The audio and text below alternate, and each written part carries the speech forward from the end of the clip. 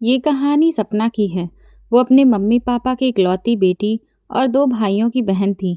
घर में सबसे छोटी थी तो नखरे भी उसमें भर भर के थे। जब वो छोटी थी तब घर के हालात बहुत अच्छे नहीं थे। बस पापा ही कमाने वाले थे। दादा दादी का खर्चा भी पापा ही उठाते थे, क्योंकि पापा भी अपने मम्मी पापा के इकलौते बेटे थे। मम्मी पापा ने एक एक पैसा जोड़कर बुआओं की शादी कराई और फिर दादा दादी के गुजर जाने के बाद पुराने टूटे फूटे मकान को तुड़वाकर नया बनवाया। जैसे जैसे भाई बड़े होते गए, घर की हालत भी सुधरती गई। भाई पढ़ लिख कर अच्छी नौकरी पर लग गए तो हालात काफ़ी ठीक हो गए। उसकी जितनी जिद पापा पूरी नहीं करते थे, उससे ज़्यादा भाइयों ने की है। जो भी बात उसके मुंह से निकलती वो तुरंत पूरी हो जाती। मम्मी जब उसे टोकती तो उसे बिल्कुल भी अच्छा नहीं लगता था। वो कहती, अभी तो आराम के दिन हैं। और मम्मी की बातें हैं कि ख़त्म ही नहीं होती थीं। लेकिन भाई मम्मी को प्यार से समझा देते, कोई बात नहीं मम्मी, जब ये अपने ससुराल चली जाएगी ना, तब यही ज़िद्दें, यही बातें याद आएंगी। वो उसे प्यार से देखते और सपना उदास हो जाती। उसने तो बचपन से ही सोच रखा था कि वो किसी गरीब लड़के से शादी नहीं करेगी। उसे गरीबी में जीना बिल्कुल भी नहीं आता था। उसे तो वैसी ही आरामदायक जिंदगी चाहिए थी जैसी अपने भाइयों के साथ उसने देखी थी। फिर एक दिन घर में बड़े भाई की शादी की बात छिड़ी तो मम्मी ने अपनी सहेली की बेटी का नाम ले लिया। बोली, चांदनी तुम्हें कैसी लगती है? एक शाम मम्मी ने भाई रवि के लिए रिश्ता बताया तो उसने हैरानी से मम्मी की तरफ देखा। ये चांदनी मम्मी के दिमाग में कैसे आ गई? उसने एक नज़र भाई पर डाली। भाई के हंसते चेहरे से सब समझ आ गया था। मतलब चांदनी ने तो पहले ही भाई पर अपने जलवे चला दिए थे। शक्ल सूरत से तो चांदनी ठीक ठाक थी, लेकिन उसके घर की हालत ज़्यादा अच्छी नहीं थी। 5 भाई बहनों में वो सबसे बड़ी थी। उससे चांदनी कोई खास पसंद नहीं थी, लेकिन बात तो भाई की थी ना। जब भाई ने मम्मी को अपनी पसंद बता दी तो फिर सपना को मना करने का क्या हक था? वैसे भी वो भाई का दिल नहीं तोड़ना चाहती थी, इसीलिए भाई की खुशी में ही वो खुश हो गई। चांदनी की मम्मी यानी आंटी तो जैसे पहले से ही तैयार बैठी थी। झट से हाँ कर दी और साथ ही मंगनी और शादी की तारीख भी पक्की हो गई। सपना बहुत जोश में लग गई शादी की तैयारियों में। आखिर दूल्हे की इकलौती बहन थी तो सबसे अलग दिखना तो बनता था। इसी चक्कर में दिन रात एक कर दिए उसने अपनी तैयारी में। लेकिन तभी मम्मी ने एक ऐसी खबर दी कि उसका दिल जैसे जलकर रह गया। मम्मी ने बड़े ही खुश होकर बताया कि बुआ ने अपने देवर के बेटे का रिश्ता भेजा है सपना के लिए। लेकिन ये सुनते ही उसका मूड एकदम से खराब हो गया। रिश्ता भी कहाँ से आया? बुआ के ससुराल से, जहाँ पूरा खानदान एक ही छत के नीचे रहता था। न जाने कितने देवर जेठ और उनका झुंड। सपना ने सीधा कह दिया, मम्मी मुझे शादी नहीं करनी। मम्मी तो हैरान रह गई। बोली, क्यों भाई, क्या कमी है लड़के में? तुम्हारे पापा तो सोच रहे हैं कि रवि के साथ साथ तुम्हारी भी शादी करके तुम्हें विदा कर दें। मम्मी की ये बात सुनकर उसका दिमाग गर्म हो गया। उसे समझ ही नहीं आया कि मम्मी उसकी बात क्यों नहीं समझ रही हैं। जब मम्मी ने बार बार कहा तो उसने भी साफ बोल दिया, मम्मी मैं बुआ की जैसी नहीं हूँ। वो वहाँ खुश हैं तो इसका मतलब ये नहीं कि मैं भी खुश रहूँगी। मेरे लिए खुश रहने के मायने कुछ और हैं। मम्मी उसकी बात सुनकर चुप रह गई। बोली, मुझे नहीं समझ आता कि तुम्हें क्या हो गया है। असली खुशियाँ तो इज्जत प्यार और अच्छे रिश्ते में होती है। पैसा ज़रूरी है, लेकिन इंसान की फितरत भी बहुत मायने रखती है। लेकिन मम्मी को क्या पता कि आजकल पैसों की कितनी अहमियत होती है। मम्मी तो अभी भी अपने पुराने ज़माने की सोच में अटकी थीं। सपना ने मम्मी की बातें एक कान से सुनी और दूसरे से निकाल दी। आंखों पर हाथ रखकर वो चुपचाप लेट गई। सोचने लगी, मेरी मर्जी के बिना तो घर में एक छोटा सा सामान भी नहीं लिया जाता, और अब इतना बड़ा फैसला ऐसे ही कर लिया। आखिरकार मम्मी ने बुआ को मना कर दिया कि अगर सपना तैयार नहीं है तो हम ज़बरदस्ती नहीं करेंगे। ये सुनकर सपना ने चैन की सांस ली। फिर वो दोबारा भाई की शादी की तैयारियों में लग गई और अपनी भाभी यानी चांदनी को ब्याह कर घर ले आई। अब तो सब चांदनी के नखरे उठा रहे थे, लेकिन जब सपना ने भाई को देखा तो हैरान रह गई। भाई तो उसकी हर बात पर लट्टू हो रहा था। उसे देखकर समझ आ गया था कि अब भाई पूरी तरह से भाभी के इशारों पर चलने वाला है। और ऐसा ही हुआ। चांदनी के नखरे शादी के बाद और भी बढ़ गए थे। जबकि उसके मायके में 2 वक्त का खाना भी मुश्किल से नसीब होता था। लेकिन यहाँ आकर उसकी फरमाइशों की कोई लिमिट ही नहीं थी। रोज होटल का खाना मंगवाना, शॉपिंग करना, हर वक्त कुछ ना कुछ चाहिए होता। ये उसका रूटीन बन गया था। और ये वही भाई था जो कभी बाहर का खाना हाथ तक नहीं लगाता था। मम्मी के हाथ के खाने का बड़ा शौक था। खैर, सपना को इससे कोई फर्क नहीं पड़ता था, बल्कि उसे तो बहुत मजा आ रहा था। जब भी भाई चांदनी के लिए कुछ लाता तो उसके लिए भी कुछ जरूर लाता। मम्मी पापा को भले ही बाहर का खाना पसंद नहीं था, लेकिन ये तीनों भाई बहन और भाभी मजे से खाते थे। सब कुछ ठीक चल रहा था कि एक दिन अचानक पापा की तबीयत खराब हो गई। ऑफिस से सीधा उन्हें अस्पताल ले जाया गया। पापा की तबीयत की खबर सुनकर पूरा घर घबरा गया। सपना सोच रही थी कि बस थोड़ी बहुत दिक्कत होगी, जल्दी ही ठीक हो जाएंगे, जैसे पहले भी कई बार हो जाते थे। लेकिन जब अस्पताल से पापा की डेड बॉडी घर आई तो सपना का दिल बैठ गया। उसके तो होश ही उड़ गए। उसे बिल्कुल अंदाजा नहीं था कि उसके पापा यूं अचानक उसे छोड़कर चले जाएंगे। पापा की मौत के बाद तो यकीन ही नहीं हो रहा था कि अब वो इस दुनिया में नहीं है। वो हर वक्त उदास रहने लगी थी। उसकी जिंदगी जैसे एकदम से बदल गई थी। घर में पहले जैसी रौनक, खुशियाँ कुछ भी नहीं बचा था। लगता था जैसे किसी की नज़र लग गई हो। हर तरफ बस एक अजीब सी चुप्पी छा गई थी जो ख़त्म ही नहीं होती थी। लेकिन धीरे धीरे वक्त बीतता गया और ज़िंदगी दोबारा उसी रूटीन में वापस आने लगी। वो हर वक्त पापा को याद करती, क्योंकि पापा उससे बहुत प्यार करते थे। कभी उस पर गुस्सा नहीं किया, हमेशा प्यार से समझाया, उसकी गलतियां भी बड़े प्यार से बर्दाश्त की। पापा के ना रहने से अब घर की सारी जिम्मेदारी रवि के ऊपर आ गई थी। वैसे पापा के रहते भी रवि खर्चों में हाथ बटाते थे, लेकिन अब तो पूरा बोझ उन्हीं पर आ गया था। बुआ ने फिर एक बार मम्मी से बात छेड़ी कि उनके देवर का बेटा विराट अभी भी इस रिश्ते के लिए तैयार है। आप एक बार फिर से सोचिए। पापा के जाने के बाद मम्मी भी बहुत दुखी और परेशान रहने लगी थी। वो चाहती थी कि जल्दी से अपनी जिम्मेदारियां पूरी कर दें। मम्मी ने फिर इस बारे में उससे बात की। बोली, विराट की अच्छी नौकरी लग गई है, पढ़ा लिखा भी है, आगे भी तरक्की के पूरे चांस हैं। तुम्हारे पापा भी इस रिश्ते के लिए हाँ में थे। सपना, शरीफ लोग किस्मत से मिलते हैं, एक बार फिर से सोच लो। लेकिन इस बार मम्मी ने आखिरी फैसला उसी पर छोड़ दिया। पापा के जाने के बाद सपना का मिजाज थोड़ा बदल चुका था।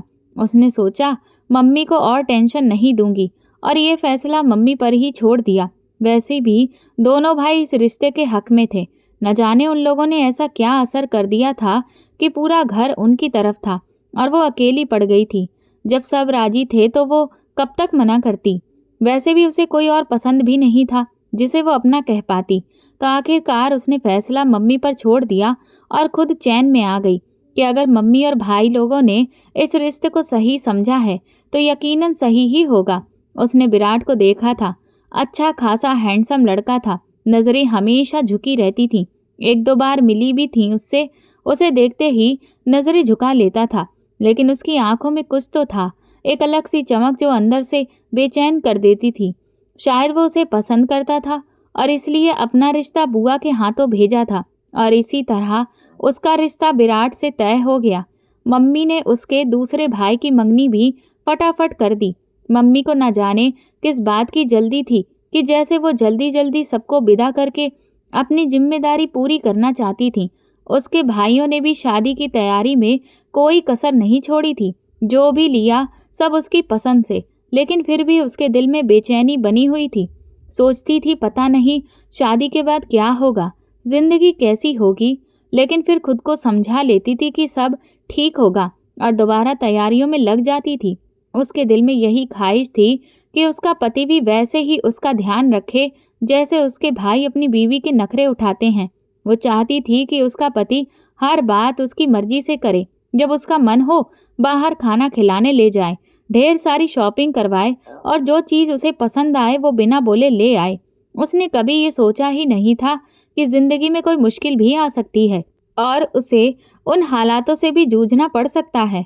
उसके लिए तो हर चीज़ आसान होनी चाहिए, क्योंकि उसने हमेशा अपनी ख्वाहिशों को सबसे ऊपर रखा था। लेकिन दिल के किसी कोने में एक डर भी था, कहीं सब कुछ वैसा ना हो जैसा वो सोच रही थी। शादी की तैयारी में वक्त कब निकल गया उसे पता भी नहीं चला, लेकिन अंदर ही अंदर वो बेचैनी बनी रही। जैसे कुछ अनजाना सा होने वाला है। धीरे धीरे शादी का दिन भी आ गया। वो अपने दिल में हजारों सपने, डर और उम्मीदें लेकर नए सफर पर निकल पड़ी। उसका पति विराट उससे बहुत प्यार से, बहुत नरमी से पेश आया। उसके घर के लोग भी बहुत अच्छे थे, सब प्यार से बात करते। लेकिन उसने खुद से वादा कर लिया था कि जल्दी ही किसी पर भरोसा नहीं करेगी। इसलिए वो ज़्यादातर बस अपने पति से ही बात करती, बाकी घर वालों से बस काम भर की बातचीत रखती। विराट की सैलरी भी अच्छी थी और वो उसकी हर छोटी बड़ी चाहत पूरी करता था। उसके दिल में जो डर थे वो धीरे धीरे दूर होने लगे थे। जब भी उसे शॉपिंग का मन करता, विराट फौरन उसे ले जाता।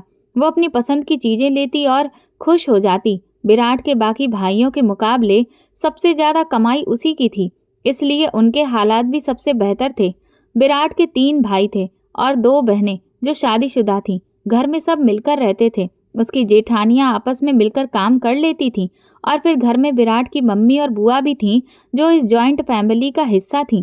उसकी सास बहुत ही अच्छी थीं और ऊपर से उसकी बुआ भी उसी घर में रह रही थी, तो उस पर कोई खास जिम्मेदारी नहीं थी। बाकी की जेठानियाँ, उसकी बुआ और सास मिलकर ही सारे काम निपटा लेती थीं और वो बस छोटे मोटे कामों में ही हाथ बटाती थी।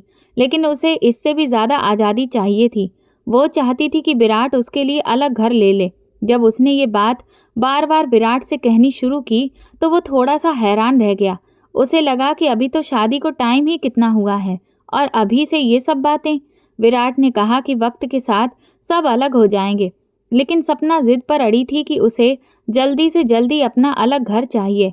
उसे घर में शांति चाहिए थी, अकेलापन चाहिए था जो उसे वहाँ नहीं मिल रहा था। उसे लगता था कि वो अपने कमरे तक ही सिमटी हुई है, बाकी घर जैसे उसका हो ही नहीं।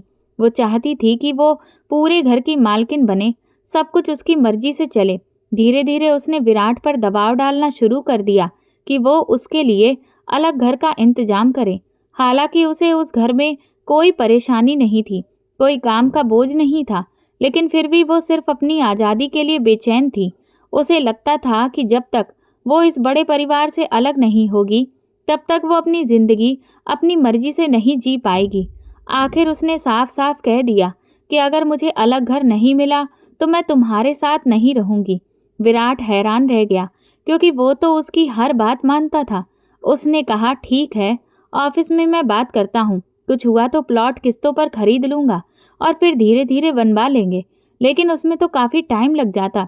तब सपना ने उसे सलाह दी कि अभी के लिए कोई अच्छा सा किराए का मकान देख लेते हैं, हम 2 ही तो हैं, छोटा घर भी काफ़ी होगा।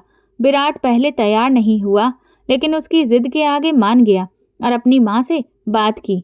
माँ पहले हैरान हुई, लेकिन फिर लंबी सांस लेकर चुप हो गई।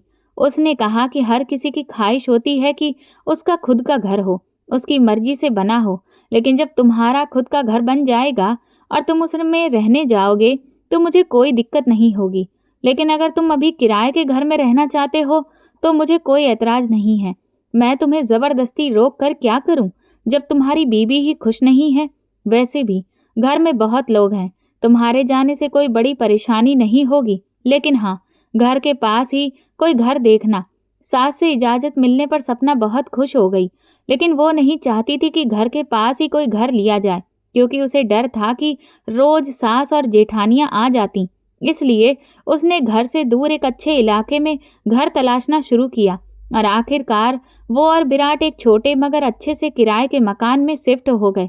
ये मकान उसकी मम्मी के घर के थोड़ा पास था। वहां पहुंचकर सपना ने जैसे राहत की सांस ली। उसे लगने लगा कि अब असली आज़ादी मिली है।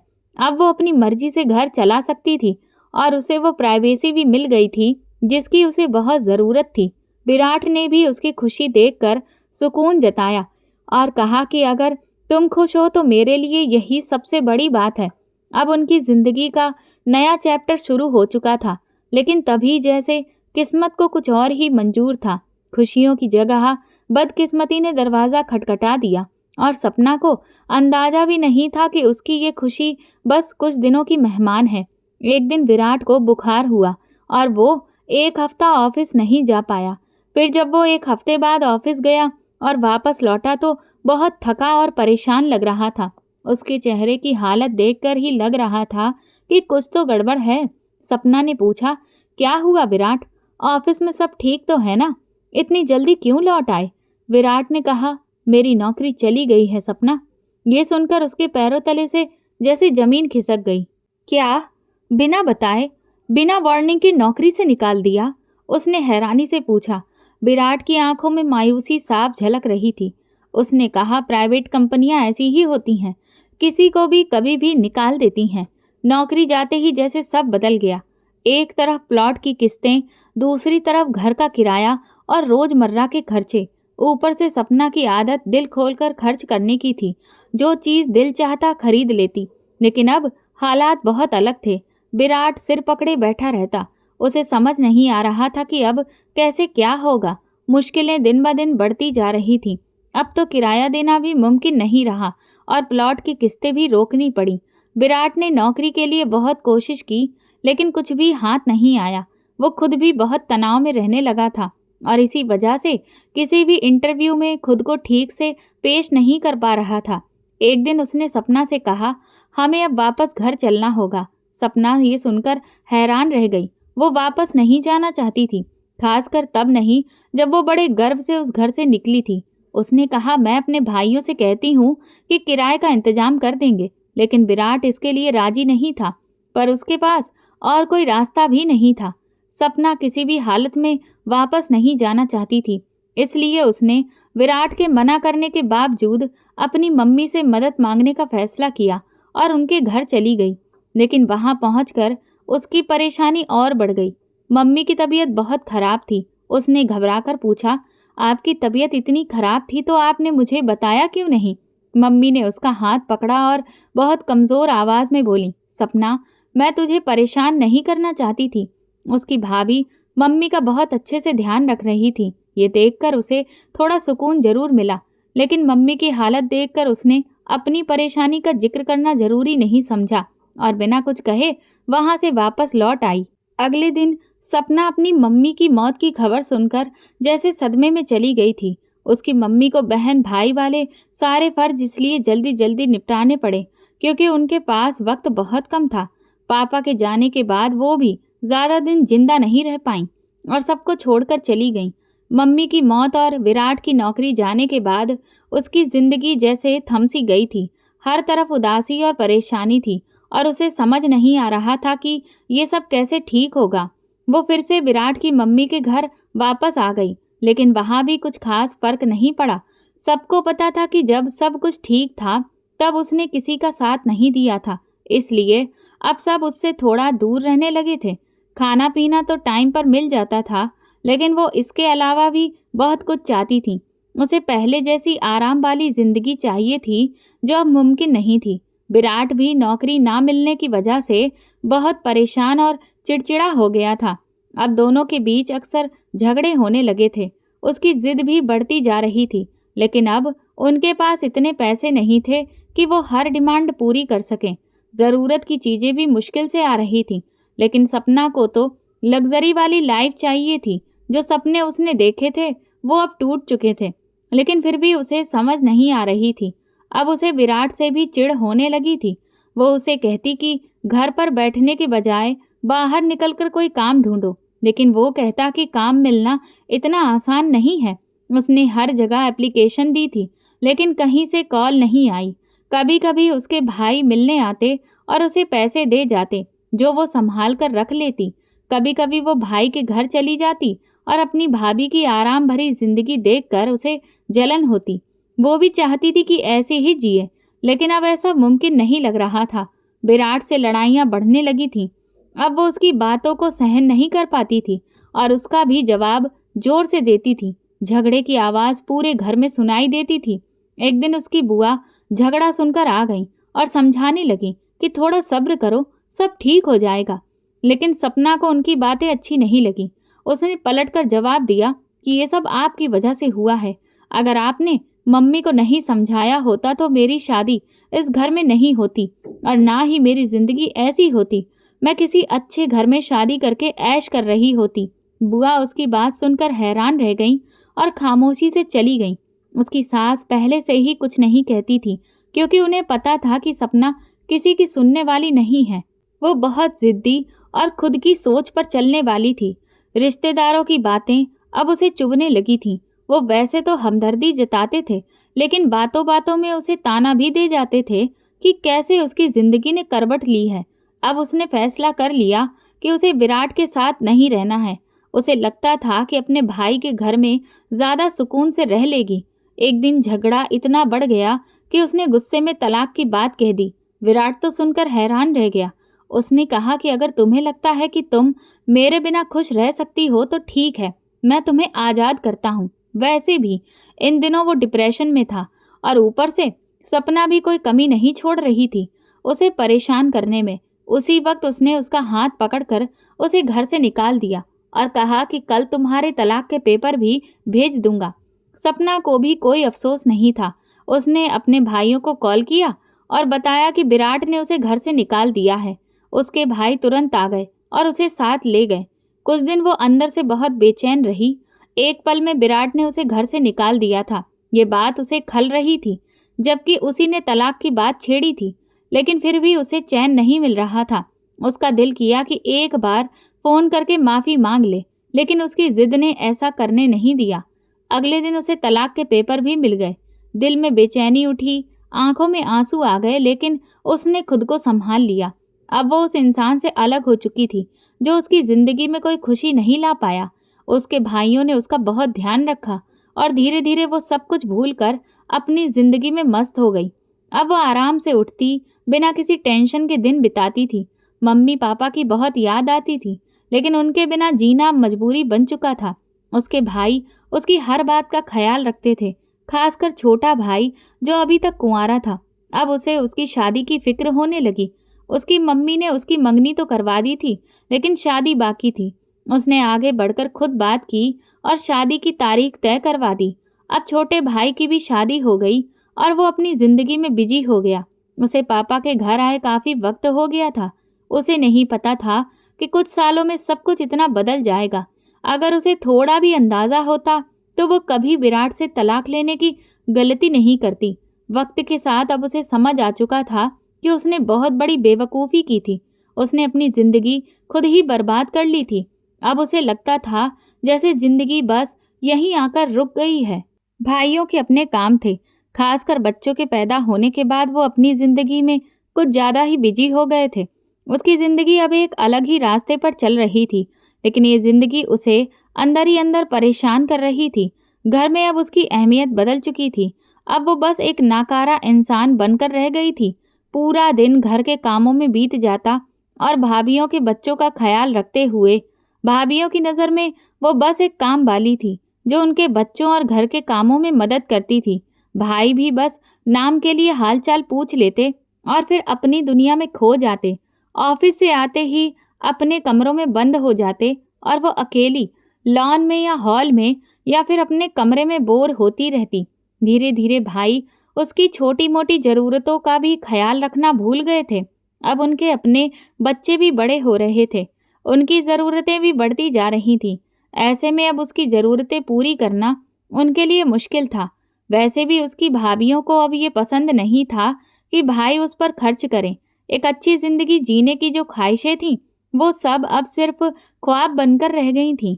रिश्तेदारों के यहाँ आना जाना भी बंद हो गया था, क्योंकि लोगों की बातें सीधा दिल में चुभती थीं।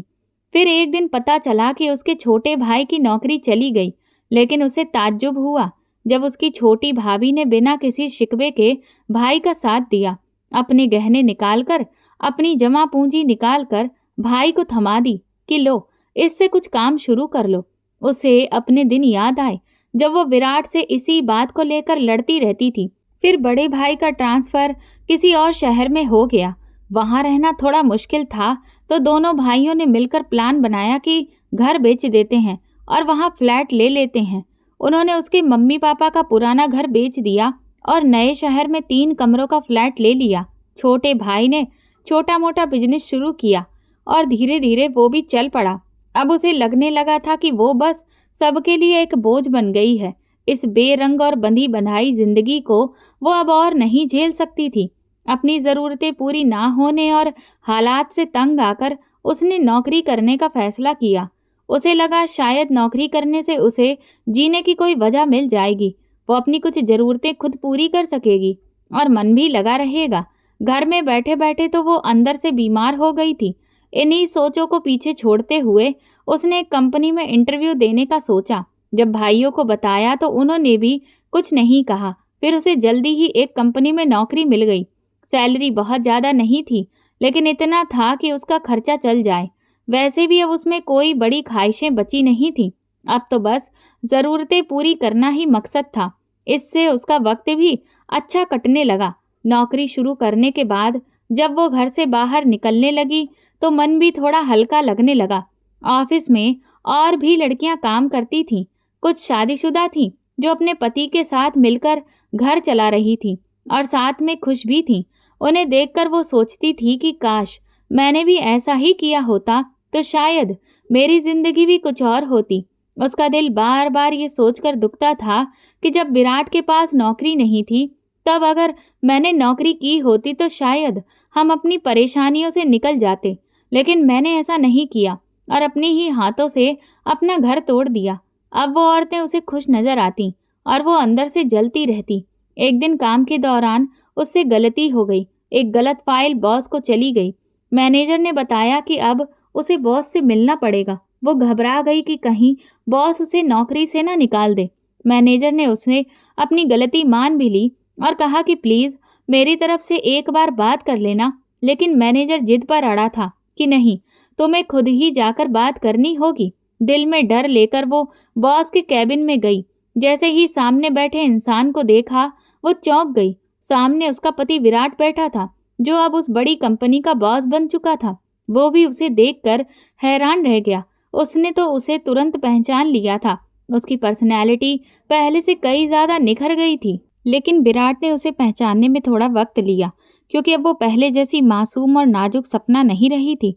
वक्त और हालात ने उसे और भी ज़्यादा सख्त और उम्र से पहले बूढ़ा हुआ और थका हुआ बना दिया था। चलिए आओ सपना, रुक क्यों गई हो? विराट की आवाज़ में इतना दर्द और गहराई थी कि सपना को लगा कि जैसे उसके पैरों के नीचे से ज़मीन ही निकल गई हो।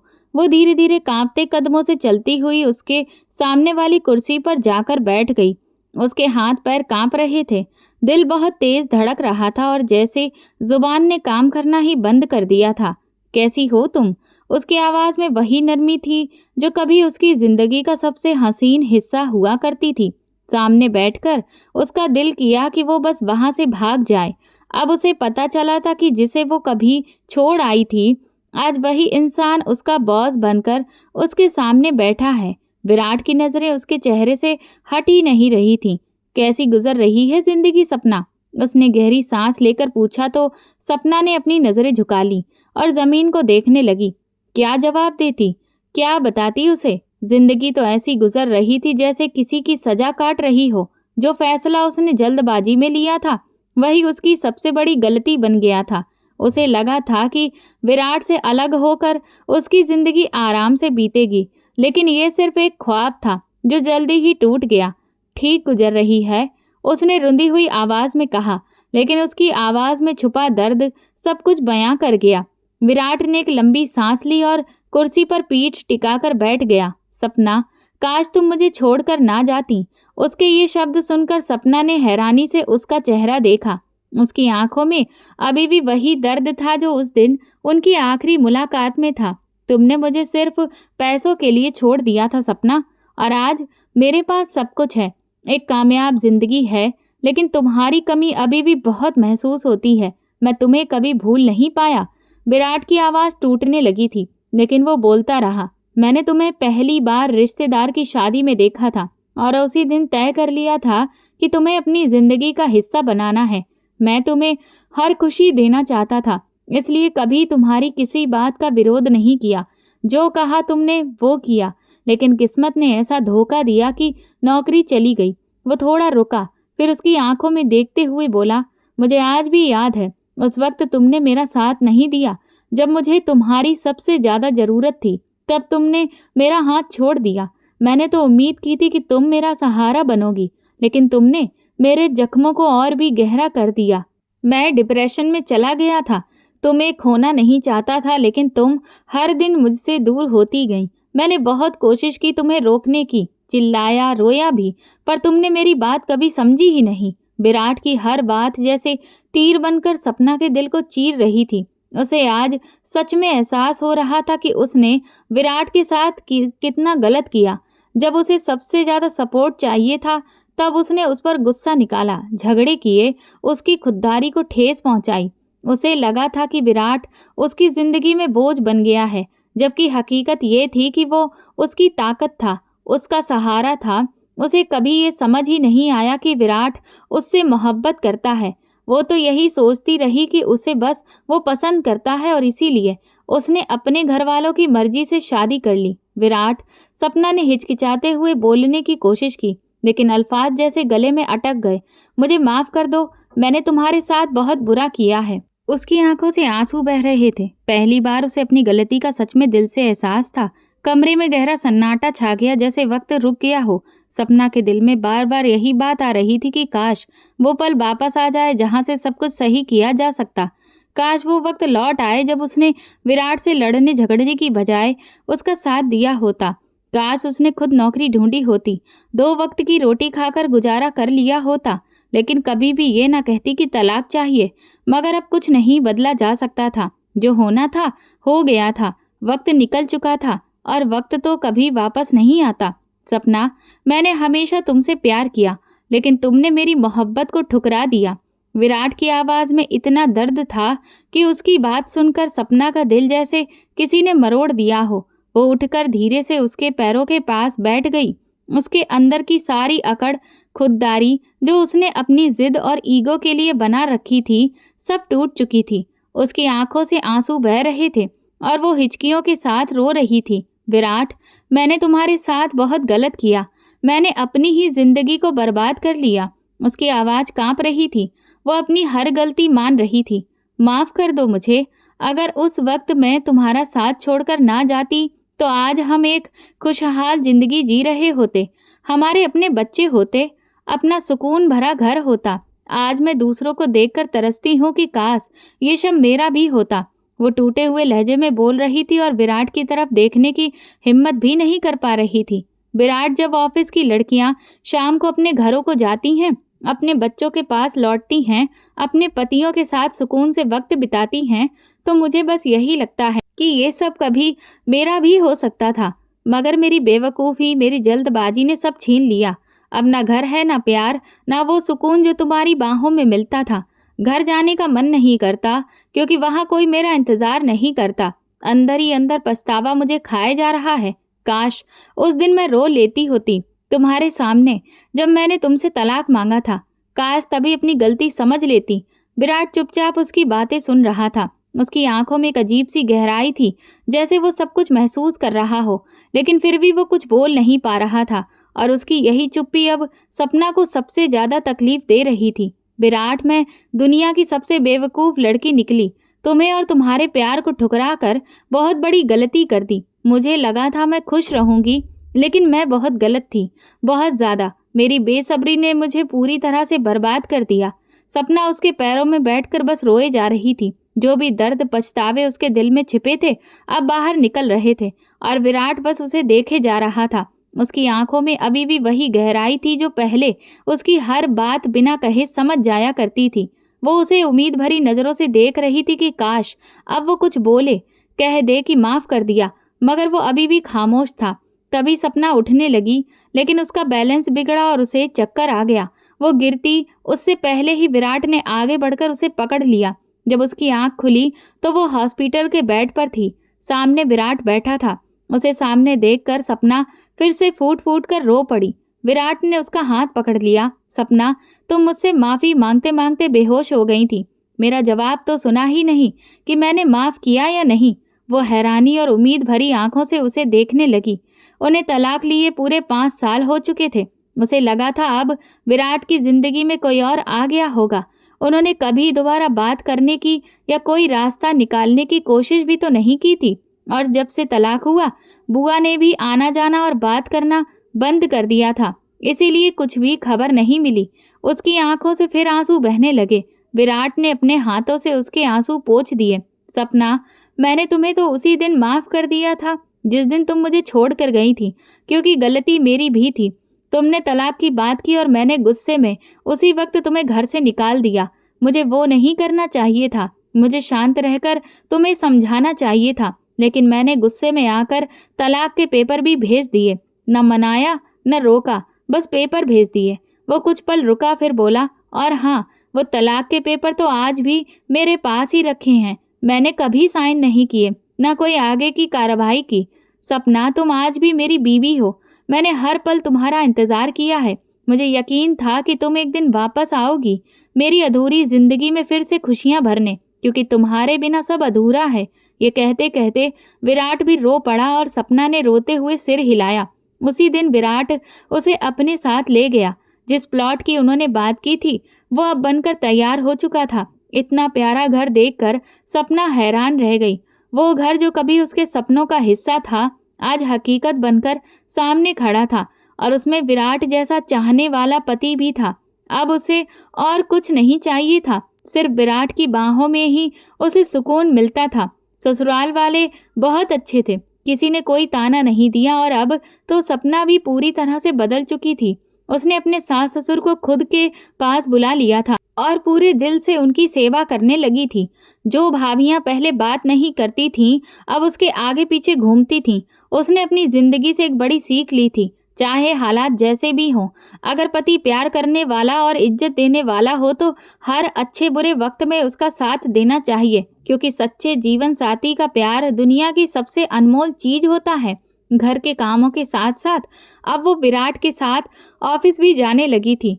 अब उसकी जिंदगी में प्यार भी था, सम्मान भी और सुकून भी। दोस्तों, अच्छे वक्त में घमंड मत करो और बुरे वक्त में उम्मीद मत छोड़ो, क्योंकि वक्त कभी भी पलट सकता है। और सबसे ज़रूरी बात, अपनी हर ज़रूरत के लिए किसी और पर निर्भर मत रहो।